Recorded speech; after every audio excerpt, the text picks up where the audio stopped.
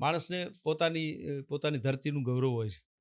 એમાં આપણી ભારતની ભૂમિ એની વંદના દરેક કવિએ કરી છે. દાદબાપુએ પણ એની વંદના કરી ધરતીને, કે મારી ધરતી છે એમાં એવું છે કે જે આપણે કહી શકીએ કે આ બીજે ક્યાંય ન જોવા મળે, આ બીજી ભૂમિ ઉપર નહીં મળે. એવી ઘણી વાતો ભારતની ધરતીની છે. પોતાની ભૂમિમાં એવું છે કે જે આવો કોઈ દેશ નથી, આવી કોઈ ભૂમિ નથી.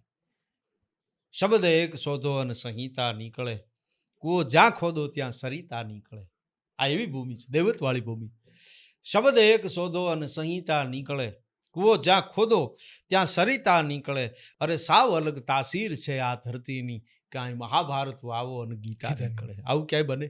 યુદ્ધના મેદાનમાં કલ્યાણ હોય, પણ આ તો આ ભૂમિ છે કે યુદ્ધના મેદાનમાંથી પણ કૃષ્ણના મુખેથી ગીતાનું જ્ઞાન મળ્યું. મહાભારત વાવો અને ગીતા નીકળે, અને હજી ક્યાંક ધબકે છે લક્ષ્મણની રેખા. તેદી તો એને દોરી હતી જાનકીજીના રક્ષણ માટે. લસનાયન નામનો આખો ગ્રંથ લખ્યો મારા બાપુ, કે લક્ષ્મણજી અને ઉર્મિલાજીના જીવન ઉપર.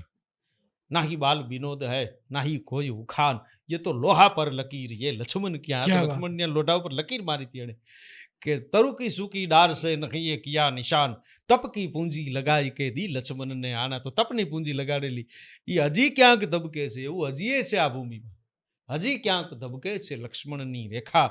કે રાવણો જ્યાંથી બીતા નીકળવું હોય તો વિચાર કરવો પડે, ક્યાંથી ન નીકળાયો. રાવણો જ્યાંથી બીતા નીકળે, અને જનક જેવો આવીને જો હળ હાકે, તો હજુ આ ધરતીમાંથી સીતા નીકળે. કૃષ્ણના ટેરવા જો આવીને ફંફોળે, કૃષ્ણના ટેરવા જો આવી અને ફંફોળે, તો વાહળીના ટુકડા સજીતા નીકળે. અને દત્ત યોગી જેવાની જો ફૂંક લાગે, દત્ત યોગી જેવાની જો ફૂંક લાગે, તો ધૂણા તપના હજી એ ધખીતા નીકળે.